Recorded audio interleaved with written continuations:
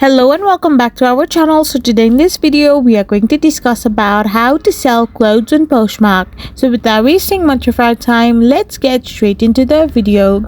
So first of all, for this, all you need to do is simply tap open your Poshmark app. So once you have tapped open your Poshmark app, you will end up in this kind of interface where you need to get logged in into your account. There you can find a sell option on the bottom screen. So once you have tapped on it, you can select any dresses you want to sell.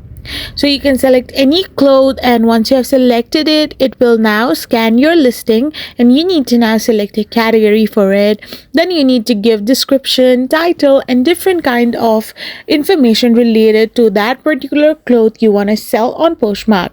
So once you have filled all the details that is necessary in your Poshmark account, you need to simply add a price as well. And once this is done, you need to tap on the next option on the top right hand side of the corner.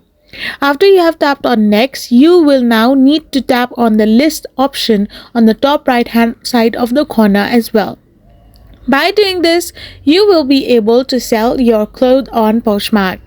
I hope you found this video helpful, so don't forget to hit that subscribe button and do give us a thumbs up. We will be back again with more informative videos. Till then, stay tuned and thank you for watching.